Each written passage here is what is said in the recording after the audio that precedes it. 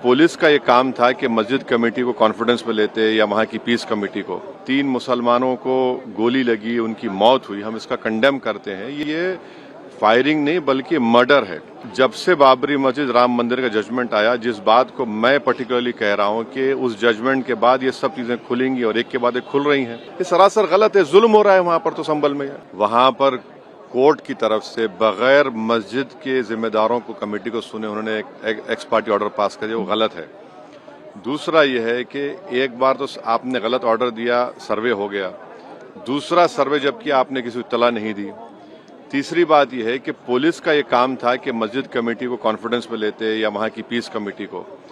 चौथी बात यह है कि जो सर्वे करने लोग आ रहे हैं वो प्रोवोकेटिव स्लोगन्स लगा कर आ रहे हैं, वो वीडियो उसका है, पब्लिक डोमेन में है। और उसके बाद जो वहां पर वायलेंस हुआ, जिसमें 3 मुसलमानों को गोली लगी, उनकी मौत हुई, हम इसका कंडेम करते हैं। ये फायरिंग नहीं बल्कि मर्डर है। और जब से बाबरी मस्जिद राम मंदिर का जजमेंट आया, जिस बात को मैं पर्टिकुलरली कह रहा हूं कि उस जजमेंट के बाद ये सब चीजें खुलेंगी और एक के बाद एक खुल रही हैं।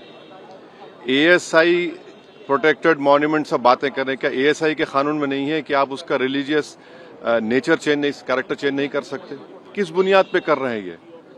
और आप किस बुनियाद पर अपने फेथ को दूसरों पे थोपेंगे? भाई, कानून कोई चीज है ही नहीं है। जिस दिन कोर्ट में सुनवाई होती है उसी दिन ऑर्डर हो जाता है, उस दिन सर्वे भी हो जाता है। ये तो 1948 में ऐसे ही हुआ था बाबरी मस्जिद में। तो ये जो फायरिंग हुई है, ये फायरिंग नहीं है, मर्डर है। और जो भी ऑफिसर्स इन्वॉल्व है उनको सस्पेंड करना चाहिए और एक सिटिंग हाई कोर्ट जज से उसकी इंक्वायरी होनी चाहिए। ये सरासर गलत है। जुल्म हो रहा है वहां पर, तो संभल में वहां के सांसद पे एफआईआर दर्ज कर दिया गया। आप जिस पे चाहे कर लीजिए भाई, जिस पे भी चाहे कर लीजिए।